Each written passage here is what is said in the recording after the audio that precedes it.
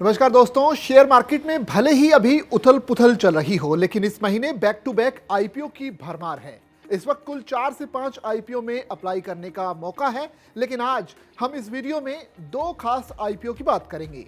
एक है pine labs का आईपीओ और दूसरा है फिजिक्स वाला। यहाँ इन दोनों के बारे में डिटेल से भी जानेंगे और ये भी आपको बताएंगे कि इसमें से किसमें पैसा लगाना चाहिए या फिर किसमें नहीं। तो चलिए शुरू करते हैं। सबसे पहले बात करते हैं पाइन लैब्स आईपीओ की। 3900 करोड़ रुपए का पाइन लैब्स आईपीओ शुक्रवार यानी 7 नवंबर को सब्सक्रिप्शन के लिए खुल गया, जिसका ग्रे मार्केट प्रीमियम यानी जीएमपी 7% दिखा रहा है।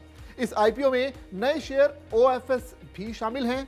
कंपनी ने बताया कि यहां से जुटाई गई पूंजी का इस्तेमाल वो तकनीकी विस्तार और कर्ज चुकाने में करेगी। पाइन लैब्स का आईपीओ 11 नवंबर तक खुला रहेगा, जिसका प्राइस बैंड 210 रुपए से लेकर 221 रुपए प्रति शेयर रखा गया है।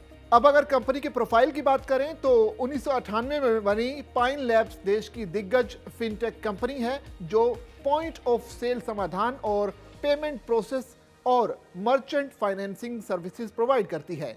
पाइन लैब्स छोटे रिटेलर से लेकर बड़े कारोबारियों तक सभी आकार के बिजनेसेस को डिजिटल पेमेंट तकनीकों और वैल्यू एडेड सर्विसेज से सशक्त बनाती है। अब कंपनी के वित्तीय प्रदर्शन की बात कर लेते हैं तो फाइनेंशियल ईयर 2024-25 में कंपनी के रेवेन्यू में 28% की बढ़ोतरी दर्ज की गई, जो अब 2327 करोड़ रुपए तक पहुंच गई है, जबकि पिछले साल 145 करोड़ रुपए के घाटे की तुलना में इस बार 4.79 करोड़ रुपए का नेट प्रॉफिट भी कंपनी ने हासिल किया है। एबिटा वित्त वर्ष 2024 के 158 करोड़ रुपए से बढ़कर 356 करोड़ रुपए तक पहुंच गया है, जो बेहतर ऑपरेशनल एफिशिएंसी दिखाता है। कंपनी ने बताया है कि करीब 3900 करोड़ रुपए के इस आईपीओ में से 2080 करोड़ रुपए के नए शेयर इशू किए जाएंगे, जबकि 1819 करोड़ रुपए का बिक्री प्रस्ताव यानी ओएफएस रखा गया है। प्राइस बैंड की बात करें तो पाइन लैब्स ने अपने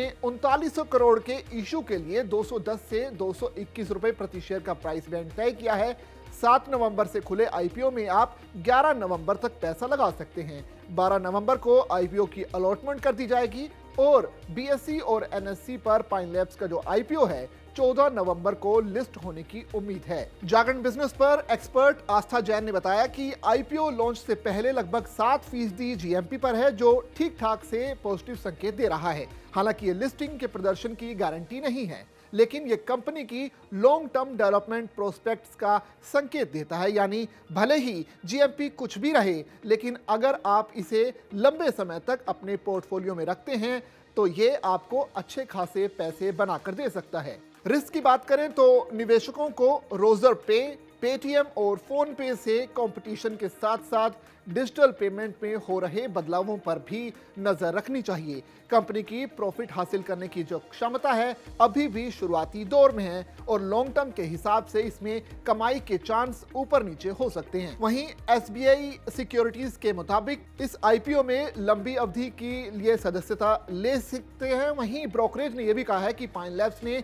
एबिटा में मजबूत बदलाव दिखाया है, जो कि कंपनी के बिजनेस मॉडल के लिए एक अच्छी खबर भी साबित हो सकता है। ब्रोकरेज को उम्मीद है कि पाइन लैब्स में लंबे समय के निवेश के साथ ही इसे भी लिया जा सकता है। तो ये तो थी बात पाइन लैब्स की। अब बात करते हैं फिजिक्स वाला की। फिजिक्स वाला आईपीओ की बात इसलिए भी अहम है क्योंकि ये भारत की मशहूर ऑनलाइन एजुकेशन कंपनी फिजिक्स वाला अगले हफ्ते शेयर बाजार में कदम रखने जा रही है।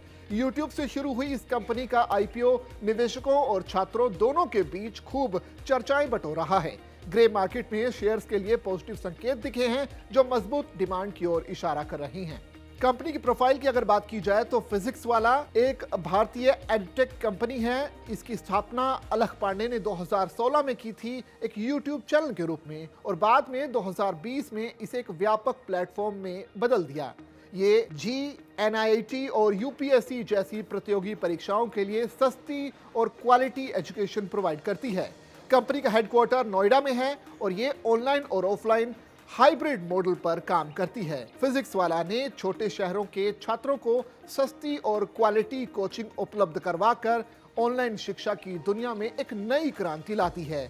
अब कंपनी शेयर बाजार में उतरकर निवेशकों के बीच नई कहानी भी लिखने जा रही है। फाइनेंशियल परफॉर्मेंस की अगर बात की जाए तो फिजिक्स वाला का जो वित्तीय प्रदर्शन है लगातार सुधर रहा है, क्योंकि वित्त वर्ष 2025 में उसका रेवेन्यू 2,887 करोड़ हो गया और घाटा घटकर 243 करोड़ रह गया। यह पिछले साल के 1,131 करोड़ के घाटे से काफी कम है।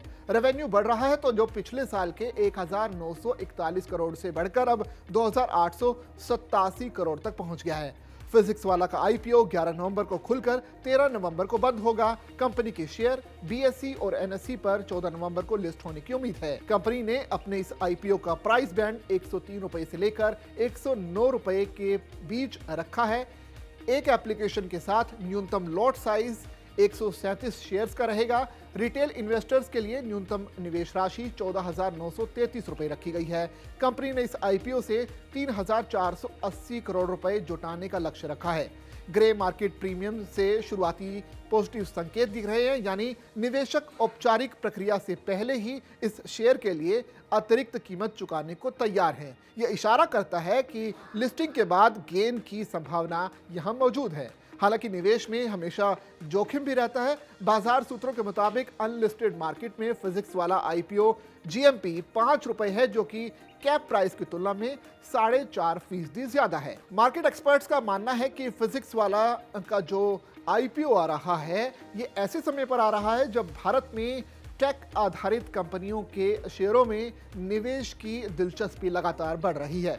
फिजिक्स वाला ने देश भर में लाखों युवाओं के लिए कॉम्पिटिटिव एग्जाम की तैयारियों का एक आसान सा लक्ष्य रखा है। इसलिए ये आईपीओ सिर्फ वित्तीय अवसर ही नहीं बल्कि भारत के एडटेक सेक्टर के लिए एक ऐतिहासिक पल भी हो सकता है। हालांकि विशेषज्ञ सलाह देते हैं कि निवेशक सिर्फ ब्रांड नेम के पीछे ना भागे, बल्कि कंपनी की कमाई, भविष्य की वृद्धि और सेक्टर की स्थिति को भी ध्यान में रखा जाए। अगर फिजिक्स वाला का आईपीओ सफल रहता है तो ये भारत के डिजिटल ब्रांड्स जैसे जोमेटो, पेटीएम और नायका की कतार में शामिल हो जाएगा। इससे न केवल एडटेक सेक्टर में एक भरोसा बढ़ेगा, बल्कि अन्य स्टार्टअप्स को भी पूंजी जुटाने का एक बड़ा मौका मिल सकता है। अगर प्रदर्शन कमजोर रहा तो ये निवेशकों के विश्वास की परीक्षा भी साबित हो सकता है। हाल ही के वर्षों में कई टेक आईपीओ ने मिश्रित या फिर इसी का एक मिला जुला प्रदर्शन किया है।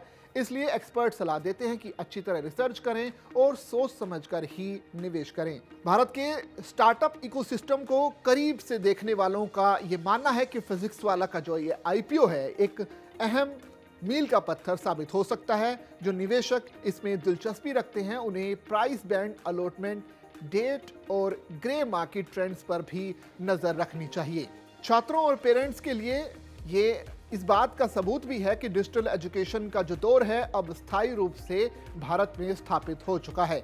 अब देखना यह होगा कि क्लासरूम में सफलता पाने वाली ये कंपनी शेयर बाजार में भी वैसा ही कमाल दिखा पाती है या फिर नहीं। तो अब ये आप तय कीजिए कि इन दोनों ही आईपीओज में से आप किस में पैसा लगाना चाहते हैं, चाहे वो पाइन लैब्स है या फिर फिजिक्स वाला।